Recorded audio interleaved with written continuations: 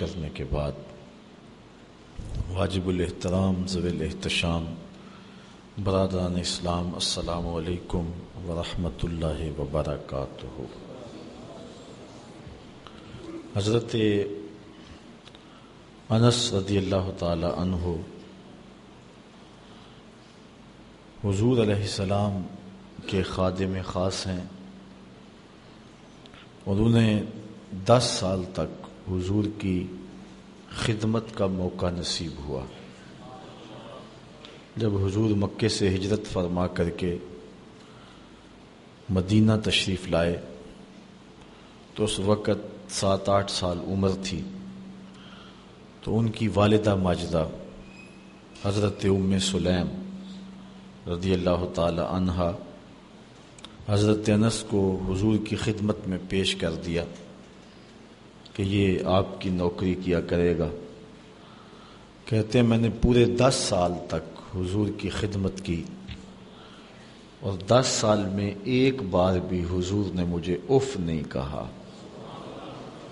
کبھی ایسا ہوتا کہ مجھ سے کوئی برتن ٹوٹ جاتا تو ازواج مختارات میں سے کوئی مجھے کہنا چاہتا تو حضور فرماتے کہ چھوڑو، اس برتن کی عمر ہی اتنی تھی۔ تو مجھے بھی ساری زندگی حضور علیہ السلام کی نوکری اور سعادت مندی اور حضور کی غلامی کا اعزاز اور حضور علیہ السلام کی خدمت میں حاضری کا اعزاز فخر دیتا رہے گا۔ تو کہتے ہیں کہ حضور نے مجھ سے بہت کچھ ارشاد فرمایا۔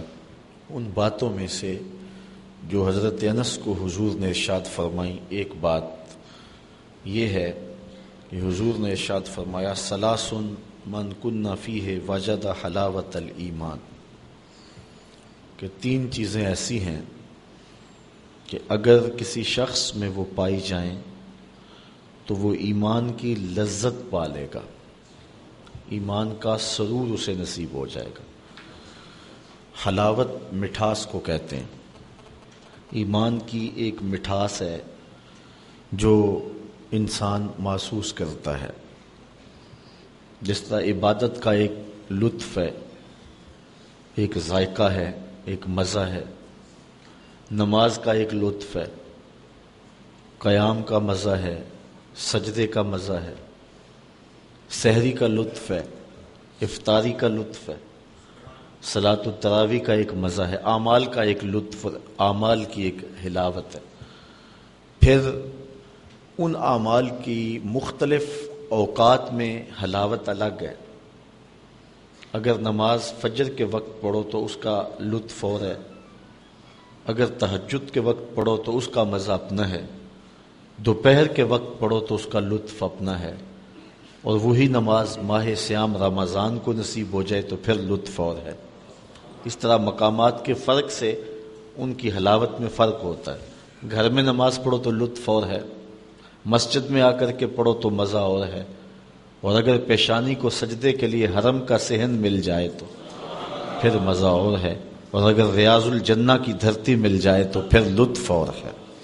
اسی لیے افطاری گھر میں کرو، بچوں کے ساتھ بیٹھ کے مزہ اور ہے، آپ دوستوں میں بیٹھ کے کرتے ہیں، مسجد میں بیٹھ کے کرتے ہیں، حلاوت ہر افطار کی ایک الگ نصیب ہوتی ہے۔ لیکن اگر افطار کے لیے مسجد نبوی کا صحن مل جائے تو پھر اس کا ذائقہ کچھ اور ہی ہے۔ تو ہر عمل کا ایک ذائقہ ہے، ایک حلاوت ہے، ایک لذت ہے۔ اسی طرح ایمان کی ایک حلاوت ہے جو مومن محسوس کرتا ہے، لیکن وہ پائے گا کون؟